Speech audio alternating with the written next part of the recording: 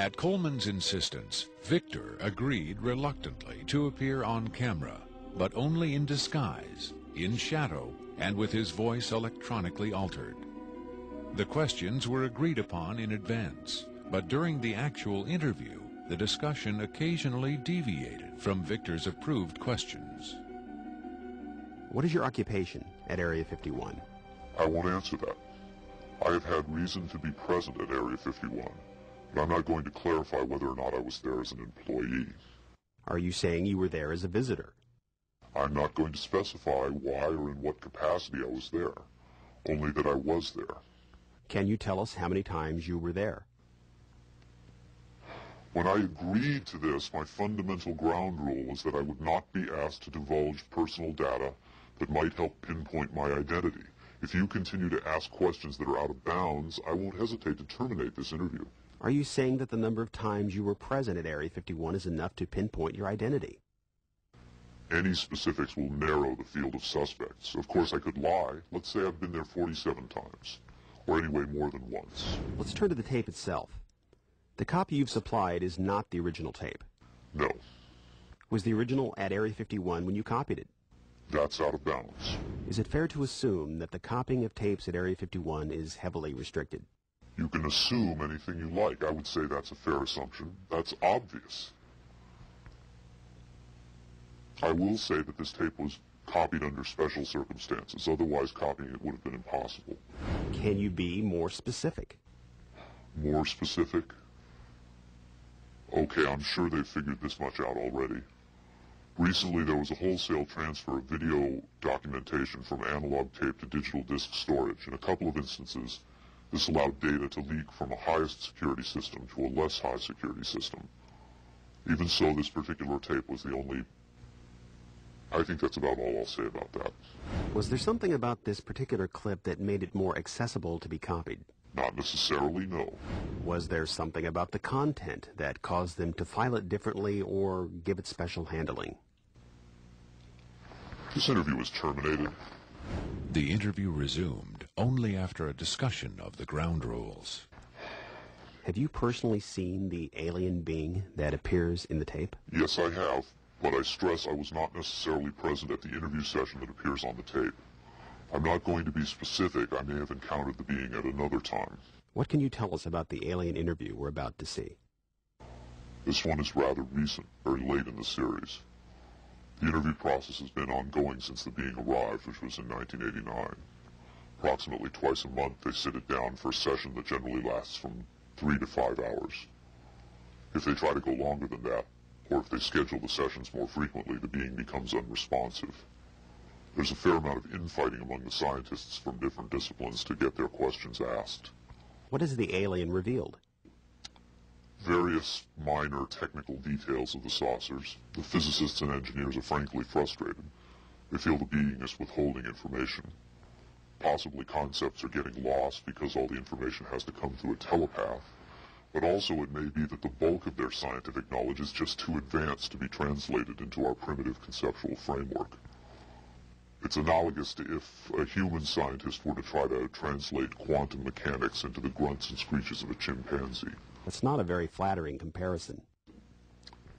Frankly, there's a high attrition rate for scientists in the program. You'd think they'd be energized by the challenge, but a lot of them take the ego deflation very hard when they find out not only how much they don't know, but how much they aren't even capable of understanding. What else has the alien communicated? Oddly enough, the being seems to have a much easier time communicating spiritual concepts.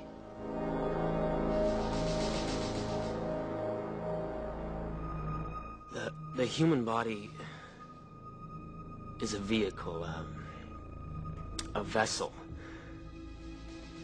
The vessel must be maintained to serve the spirit with maximum efficiency. But a broken vessel can be replaced. The human spirit, or the soul, can have many vessels. Is the process natural or technological?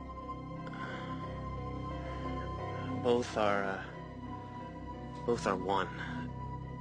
Technology is a natural excrescence of humanity. Technology is a process the vessel uses to perfect itself.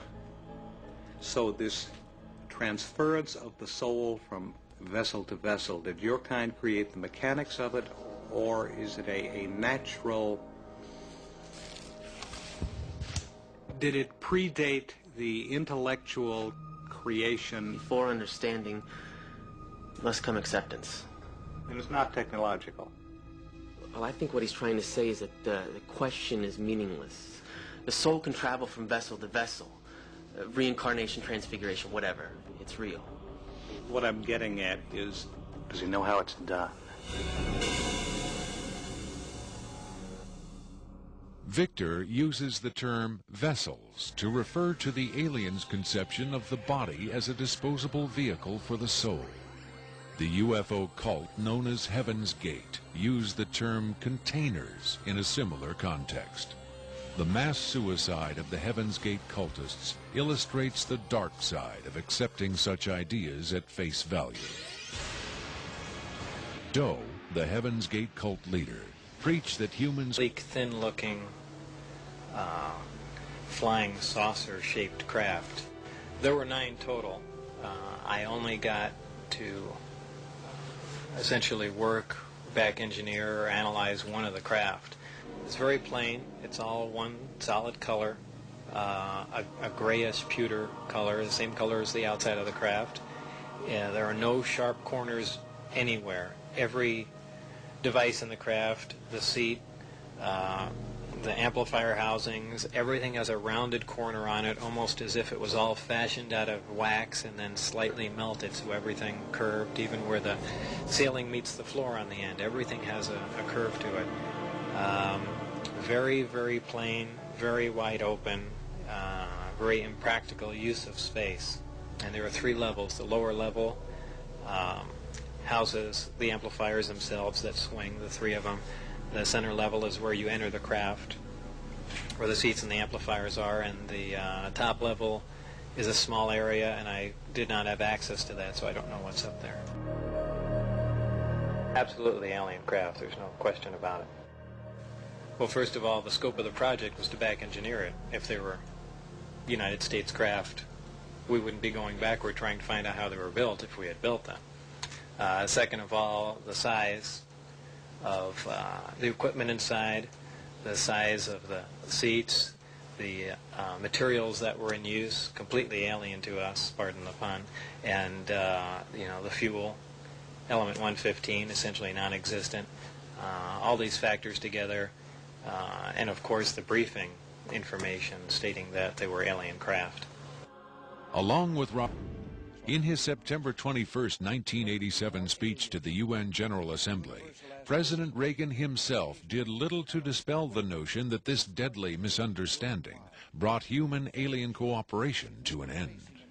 In our obsession with antagonisms of the moment, we often forget how much unites all the members of humanity. Perhaps we need some outside universal threat to make us recognize this common bound. I occasionally think how quickly our differences worldwide would vanish if we were facing an alien threat from outside this world.